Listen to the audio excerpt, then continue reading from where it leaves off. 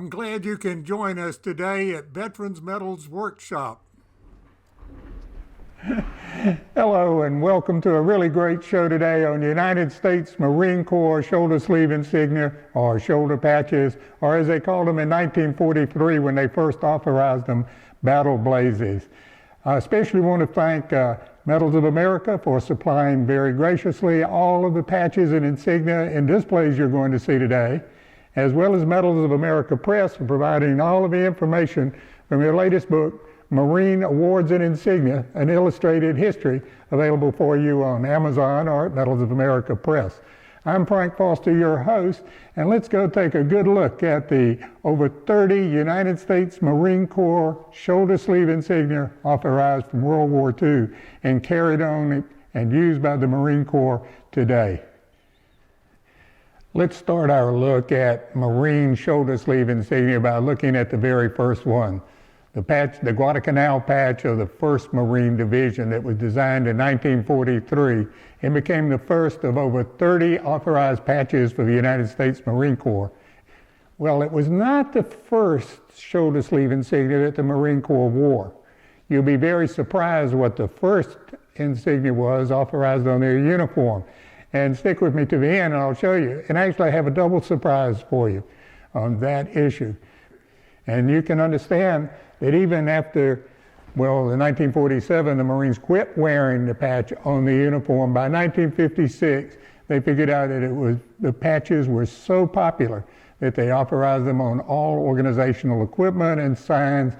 You can use them anywhere in the Marine Corps you want to, except you can't wear them on your uniform.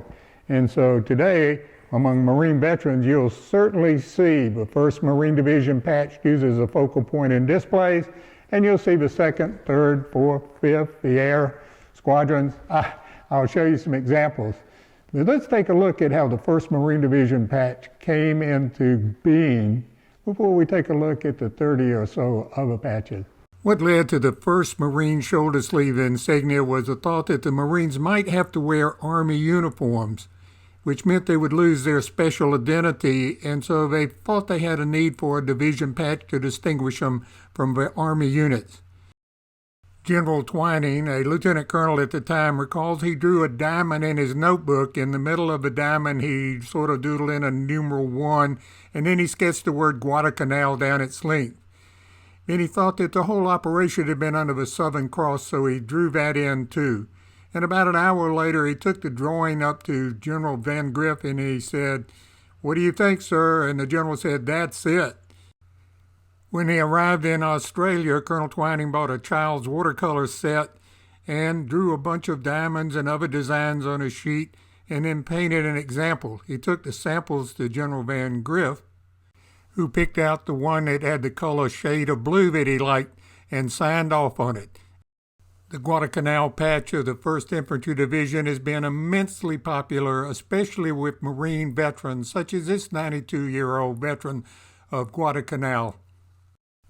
By the Korean War, the patch was no longer authorized on the uniform, but almost every veteran of the 1st Marine Division in Korea made sure that the patch was prominently displayed in their military awards.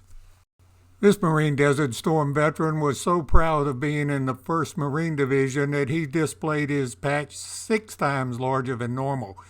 The patch of the 2nd Marine Division was at first on a blue background like the 1st Marine Division and depicted a snake in the form of a numeral 2 with the Guadalcanal battle honors. The 2nd Marine Division's shoulder patch was later changed to a hand holding a torch and the Southern Cross on a red and scarlet arrowhead background. The patch of the 3rd Marine Division became a 3-pointed star or caltrop on a red curvilinear triangle, and you can see the patch prominently displayed in the upper left-hand corner of this Vietnam Marine veteran. A gold figure 4 on a red diamond became the 4th Marine Division insignia and is prominently displayed in this World War II Marine Veterans display case. The 5th Marine Division chose a red shield with a V for victory in the Roman numeral, while the 6th Marine Division patch was a blue circle with the numeral 6 and the 3 area designations Malaysia, Micronesia, and Orient. This Vietnam veteran proudly displays his 5th Marine Division patch in the upper right-hand corner and the 1st Division patch in the upper left-hand corner over his medals. The green seahorse was in the center of the 13th Marine Defense Battalion patch. The 18th Marine Defense Battalion and the 51st Defense Battalion and the 52nd Defense Battalion used scarlet and red as a background color and usually bore the number of the organization along with symbolic defense weapons or other symbols such as an alligator, a dragon, or a seahorse in the insignia in the yellow and gold. And the reason for this color scheme was that the Marine Corps Order No. 4, dated April 1925, designated scarlet and gold as the official colors of the Marine Corps. Old seahorse on a blue anchor and a red diamond was the Marine Ship Detachment Afloat, or the Sea Marines patch. The Marine Detachment in Londonderry had a unique shamrock design at the bottom of its insignia, while the 1st Marine Brigade Iceland's bear is probably one of the most famous and unique of all Marine Corps patches. The approved air wing insignia design was kite-shaped, red and scarlet with yellow gold wings extending from a Marine Corps emblem above the letters PAC for Pacific Air Wing Headquarters and black Roman numerals indicating each wing. Actually, the 4th Marine Air Wing had an early design here with the black 4 over the winged eagle. This World War II Marine veteran proudly displays his 3rd Air Wing patch above his medals and his rank. And this Marine Vietnam veteran proudly displays his 1st Marine Air Wing patch along with his 1st Marine Division patch and his 3rd Marine Division patch. The Fleet Marine Force Pacific personnel wore an insignia in the form of a red and scarlet shield with an eagle at the top, whose outstretched wings formed the top of the shield. Below the wings were the words FMF-PAC and the 3 stars of a lieutenant general. In the center of the insignia is a gold circle where various unit designation, artillery, anti-aircraft artillery, bomb disposal, and even on the far bottom right, dog platoon. Perhaps the most collectible of all World War II Marine patches are those of the 1st Marine Amphibious Corps. It was established in October 1942 and coordinated the first American offense of World War II. The shoulder sleeve insignia of the Marine Amphibious Corps was a blue shield with the stars of the Southern Cross constellation and a red diamond in the center. Units of the 1st Marine Amphibious Corps consisted of artillery, aviation engineers, a barrage balloon battalion, a defense battalion, 3 parachute battalions, 4 Marine Raider battalions, and a service supply battalion. The symbols denoting those various organizations were placed inside the red diamond of the insignia. This World War II Marine paratrooper proudly displays the insignia of the 1st Marine Amphibious Corps Parachute Battalion in the upper left-hand corner of his display. That's probably one of the rarest patches that you will see in this whole show today. 3rd and 5th Amphibious Corps were established late in World War II, and each used a red and scarlet shield as an insignia.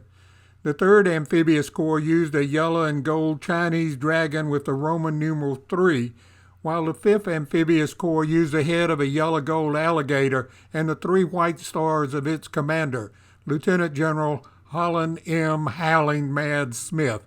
The last 5 official patches belong to the Marine Aircraft Headquarters Pacific Wings, including the Aircraft Fuselage 1st Wing, 2nd Wing, 3rd Wing, and 4th Wing. And that pretty much wrapped up the last 5 official patches.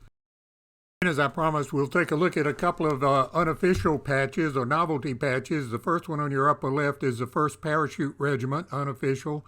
Then the 1st Marine Regiment, also unofficial. The 2nd Marine Regiment, the 3rd Marine Regiment, and the 4th Marine Regiment. All of these are unofficial patches that have been used for a long time in the Marine Corps.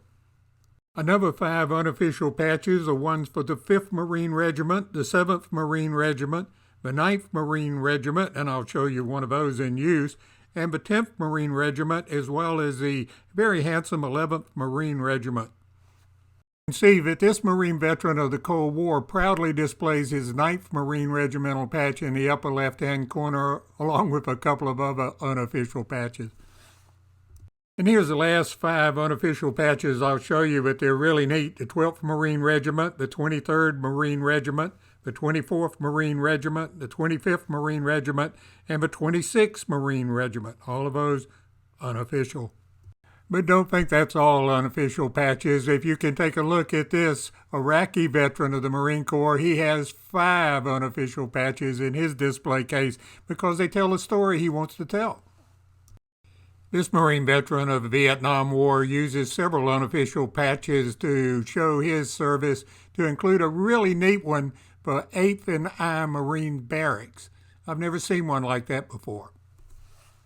As I promised, if you stayed with me to the almost end, I would tell you the first shoulder sleeve insignia that Marines were authorized to wear, and that was in World War I, when the 4th Marine Brigade, consisting of the 5th Marine Regiment, the 6th Marine Regiment, and the 6th Machine Gun Battalion, along with the 2nd Brigade of Field Artillery and various supporting units, was assigned to the Army's 2nd Infantry Division and wore their patch during World War I. The division was twice commanded by U.S. Marine generals, including General John Lejeune. It's the only time in U.S. military history where Marine Corps officers commanded an Army division, and they were authorized to wear the 2nd Infantry Division patch. Marines and soldiers may be surprised, but a small unit of American soldiers was assigned to the 1st Marine Division during the liberation of Iraq, and they are now authorized by the U.S. Army and Marine Corps to wear the 1st Marine Division patch as their combat patch. Thank you for joining us today for our show on United States Marine Corps shoulder sleeve insignia, or shoulder patches, or battle blazes. I think you've enjoyed it. I hope you've enjoyed it. And if you have, give us a like, even better, subscribe. And please remember that if you want more detailed information on Marine Corps shoulder sleeve insignia, it's all available in our latest book, Marine Corps Awards and Insignia. And it includes examples of all of the official, well, the original 33 patches and a number of the novelty patches. So until next time, look forward to seeing you again.